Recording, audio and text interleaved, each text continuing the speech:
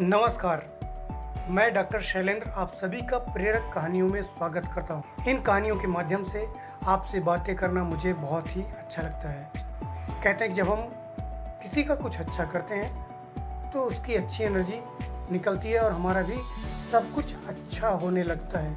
इसी कड़ी में आज मैं जो कहानी आपको सुनाने जा रहा हूँ उस कहानी का शीर्षक है दुख का कारण।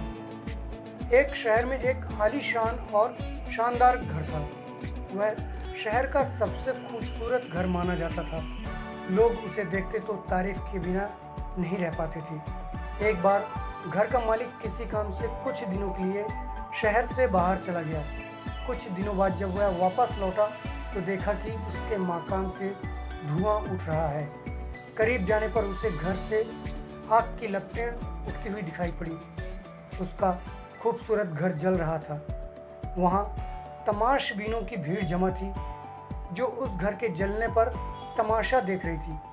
अपने खूबसूरत घर को अपनी आंखों के सामने जलता हुआ देख वह व्यक्ति चिंता में पड़ गया। उसे समझ नहीं आ रहा था कि अब क्या करे, कैसे अपने घर को जलने से बचाए। वह लोगों से मदद की गुहार लगाने लगा कि वे किसी तरह उसके घर को जलने से बचा लें। उसी समय उसका बड़ा बेटा वहां आया और बोला, पिताजी घबराइए मत, सब ठीक हो जाएगा।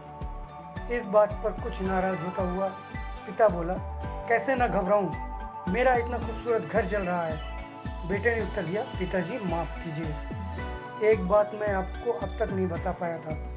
कुछ दिनों पहले मुझे इस घर के लिए एक बहुत बढ़िया खरीदार मिला था।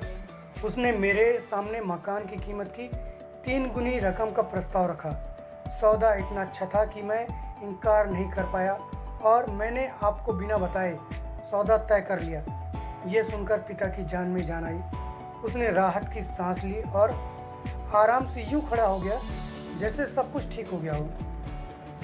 अब वह भी अन्य लोगों की तरह तमाशबीन बन उस घर को जलते हुए देखने लगा।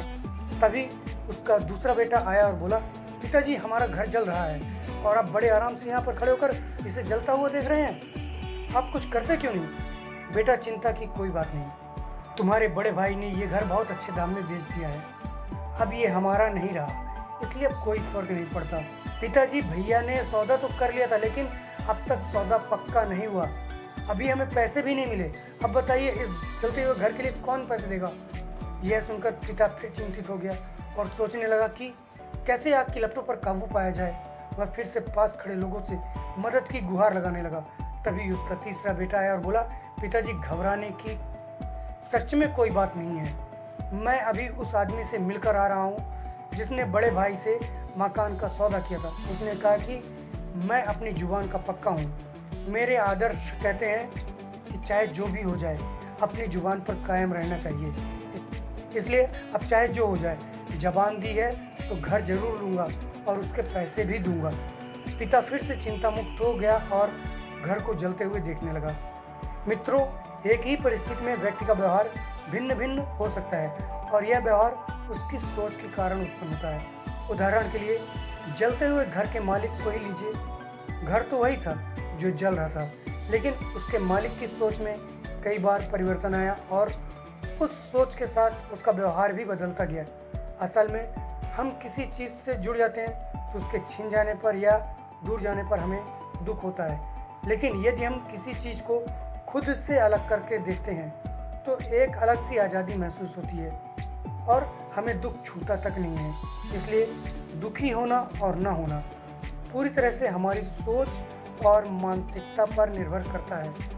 सोच पर नियंत्रण रखकर या उसे सही दिशा देकर हम बहुत से दुखों से और परेशानियों से न सिर्फ बच सकते हैं बल्कि जीवन में नई ऊंचाई भी प्राप्त कर सकते हैं। साथियों, आपको यह कहानी कैसी लगी कमेंट करके अवश्य बताएं। हमारी इस कहानी को शेयर करें, लाइक करें और कमेंट भी करें। धन्यवाद।